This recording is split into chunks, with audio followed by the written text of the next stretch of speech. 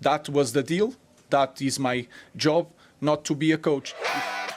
2026 kicked off with a bang in the Premier League, with two of England's biggest clubs making bold, dramatic decisions early in the year. Shocking the football world, Chelsea sacked Enzo Maresca after just 18 months in charge, and now Manchester United have officially dismissed Ruben Amorim after only 14 months as head coach.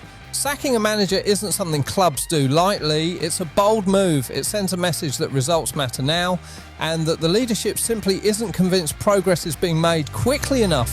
But in 2026, that's exactly how the year has begun, with radical change at the top of two of English football's most storied institutions. We need to be so good in this way of playing, then we are going to adapt. Ruben Amorim arrived at Manchester United in November 2024, brought in to succeed Erik ten Hag and to rebuild a club struggling for identity since Sir Alex Ferguson's departure.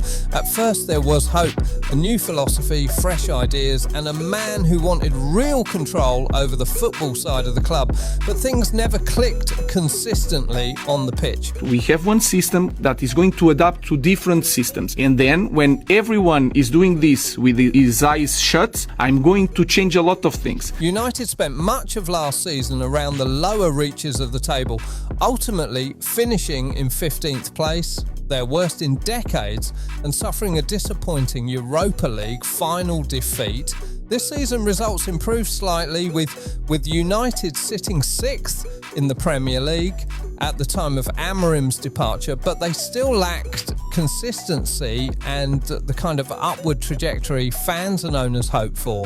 After only 8 victories from 20 league matches and a run that saw just 3 wins in the last 11 games, the board made their decision. Off the field, things were even more complicated. Amorim openly voiced frustration at news conferences, insisting he wanted to be the manager, not just the coach, and publicly challenging the club hierarchy, including the director of football, to do your job. I came here to be the manager of Manchester United, not to be the coach. And every department, the scouting department, the sport director needs to do their job. I will do mine. These comments followed tense meetings, most notably after a 1-1 draw with Leeds, where Amorim lashed out at the way decisions were being made and hinted that the team wasn't being backed fully in the transfer market. Manchester United sources have said the decision wasn't simply about a single press conference or clash. They insist it was a broader judgment that the club hasn't seen enough evolution or consistent progress on the pitch under Amorim's leadership. I think he's still in a job because I think the powers that be at Manchester United have made that many mistakes so far in decisions that they've made on and off the pitch that they almost don't want to admit right now that they've made another. And this has been a disaster. Ultimately, it's a story that combines underwhelming results, internal tensions, and a manager who was perhaps caught between tactics and temperament, firm in his style but unable to deliver a clear breakthrough. Across all competitions, Amorim won 24 of his 63 matches, with just 15 of those coming in the Premier League. One of the lowest win rates in Manchester United's modern history.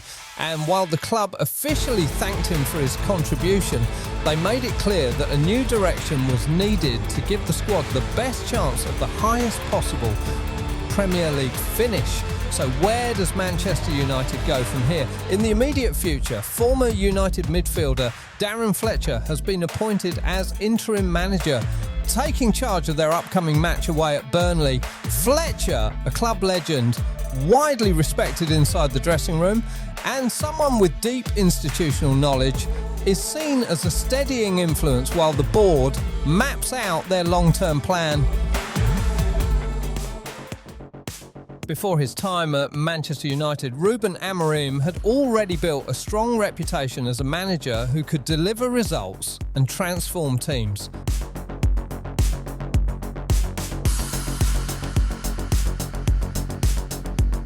At Sporting CP in Portugal, he won the league title and consistently kept his squad competitive in domestic and European competitions. His work with Braga earlier in his career also showed that he could take smaller teams and make them play with confidence, organisation and a clear tactical identity. Fans and analysts alike praised him for getting the best out of his players and building cohesive squads from limited resources. Amorim's style is modern and ambitious. He prefers a possession-based game, focusing on quick transitions and building attacks patiently from the back. His teams often press high when losing the ball, aiming to regain possession quickly, and he emphasises intelligent movement and positional flexibility.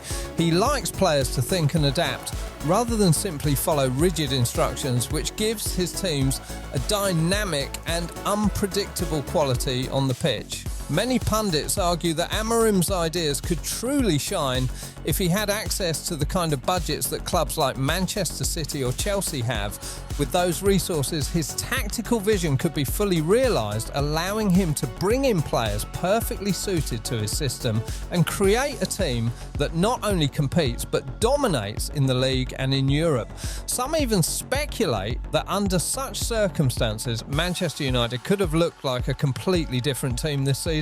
We need to be so good in this way of playing, then we are going to adapt. I'm going to change a lot of things. The competition in the Premier League has always been intense, but this season it's on a whole new level. Up and Donnarumma!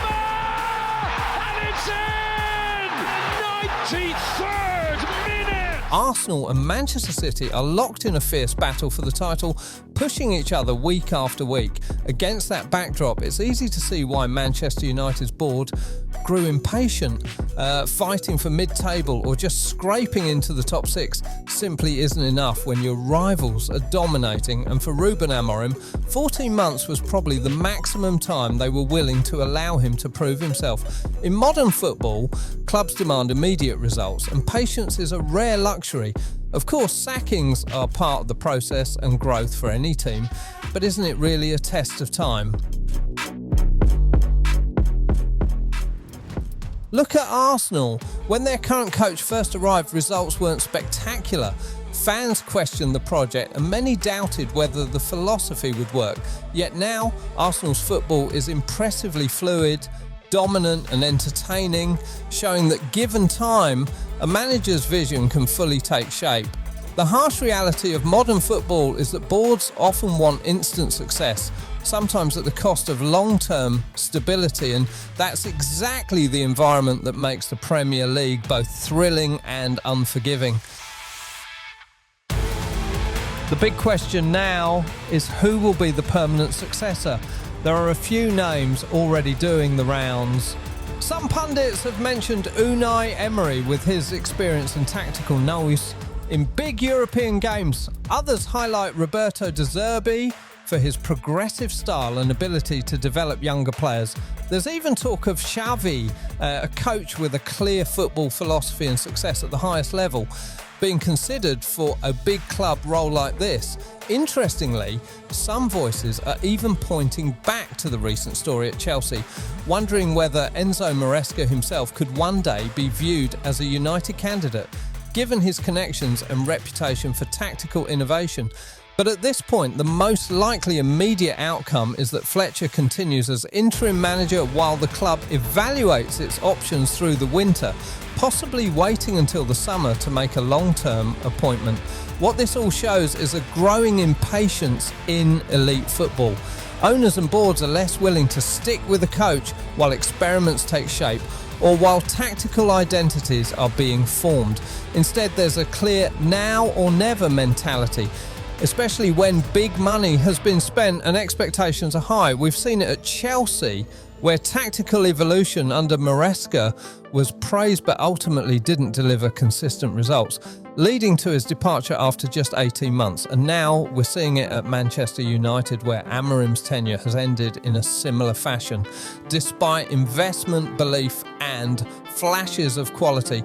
The bigger picture is clear. The modern game demands immediate impact, and coaches no longer benefit from long grace periods. Football is a results business, and when results falter, football managers, even the promising ones, often pay the price. So now the question goes to you. Do you think Manchester United made the right decision in sacking Ruben Amorim? Is Darren Fletcher the right interim option? Or should United go for a big-name manager straight away? And who do you think should be the next permanent Manchester United manager? Let us know your thoughts in the comments below. Don't forget to like the video, subscribe for more football news and analysis, and hit that notification bell so you never miss another big Premier League update.